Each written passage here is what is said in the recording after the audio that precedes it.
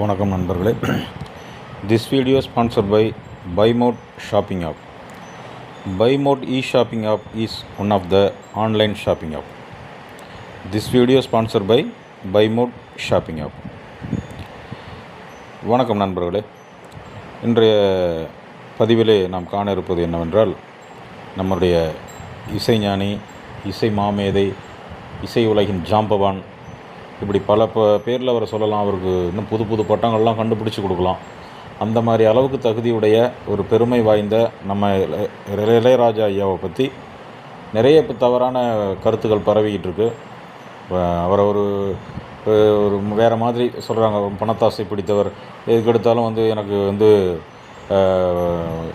Copyright கொடுங்க, எனக்கு அந்த அமௌண்ட் இவ்வளோ கொடுங்க, 5 கோடி கொடு, 7 கோடி கொடு அப்படின்னு சொல்லிட்டு அந்த குட் பே பப்ளிக்லாம் கேட்டார் அப்படின்லாம் சொல்லிட்டு அவரை பற்றி தவறாக சொல்கிறாங்க.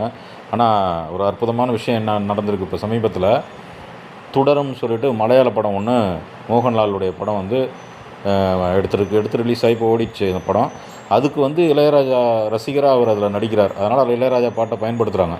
அதுக்கு சார்கிட்ட கேட்டிருக்காங்க, இந்த மாதிரி உங்கள் பாட்டை பயன்படுத்திக்கிறோம் அப்படின்னா, சரிப்பா கதை சொல்லுங்கள் அப்படின்னோம்னா கதையை சொல்லியிருக்கிறாங்க. அதில் முழுக்க முழுக்க அந்த ஹீரோ இளையராஜாவினுடைய ஒரு மிகப்பெரிய ரசிகர். அதனால் அவர் அடிக்கடி அந்த பாட்டு அந்த படத்தில் ஓடுற மாதிரி வைக்கிறோம் அப்படின்னு சொன்னோன்னே, சரி அப்போ ரொம்ப சந்தோஷம், தாராளமாக நீங்கள் பயன்படுத்திக்கிங்க அப்படின்னு சொல்லியிருக்கிறாரு. ஐயா, அதுக்கு நாங்கள் எவ்வளோ பணம் கொடுக்கணும் அப்படின்னு கேட்டிருக்காங்க. ஐயோ அதெல்லாம் ஒன்றும் வேணாப்பா, நீங்கள் நல்லபடியாக பயன்படுத்திங்க, எத்தனை பாட்டு வேணாலும் பயன்படுத்திங்க, எனக்கு ஒன்றும் பைசாவே வேணாம் அப்படிங்கிற மாதிரி சொல்லிட்டார். அப்படி சொல்லி அதுக்கப்புறம் போயிட்டு அவங்க படத்தை எடுத்து சூப்பராக அந்த படம் அருமையாக ஓடிடுச்சு. இப்போ எதுக்கு சொல்ல வரேன்னா, அவர்கிட்ட போய் முறையாக கேட்டுட்டா அவர் பெருந்தன்மையாக வச்சுக்கோ அப்படின்னு தான் சொல்ல போகிறாரு. இவனு கேட்காதவே ஏதோ யார்கிட்டயே பர்மிஷன் வாங்கிட்டோம், யார் பாட்டுக்கு சொந்தக்காரன்னே தெரியல, இவனோ தயாரிப்பாளர்கிட்ட போய்ட்டு பர்மிஷன் வாங்குறான். அவர் தான் மூளையை கசக்கி இந்த பாட்டெல்லாம் உருவாக்குனவரா? அப்போ அவர்கிட்ட கேட்டால் அவர் பெருந்தன்மையாக கொடுக்குறாரு. அப்போ அப்படிங்கும்போது இப்போ ரப்பர் பந்து படத்துக்கு ஓகே எடுத்துக்கங்கன்ட்டார். அதுக்கும் அவர் ஒன்றுமே பைசா வாங்க கிடையாது. அப்போ அந்த வகையில் அவர் கரெக்டாக இருக்கிறார். அவர் மேலே குறை சொல்லணுங்கிற காரணத்துக்காகவே ஏதாவது சொல்லிக்கிட்டு இருக்கக்கூடாதுல்ல. அவருடைய உழைப்பை பயன்படுத்துகிறீங்க, அந்த உழைப்பு ஏன் ஒரு வார்த்தை பர்மிஷனாக போய் கேட்டால் என்ன, ஒரு மரியாதை செலுத்தினா என்ன இல்லை, அல்லது அந்த பாட்டையே நீங்கள் போட்டுட்டீங்க, இந்த பாட்டை கொடுத்த இளையராஜா அவர்களுக்கு நன்றின்னு ஒரு டைட்டில் கார்டு போடலாம்ல, ஒரு ஒரு ஒரு நன்றி உணர்வு தெரிவிக்கலாம் இல்லையா?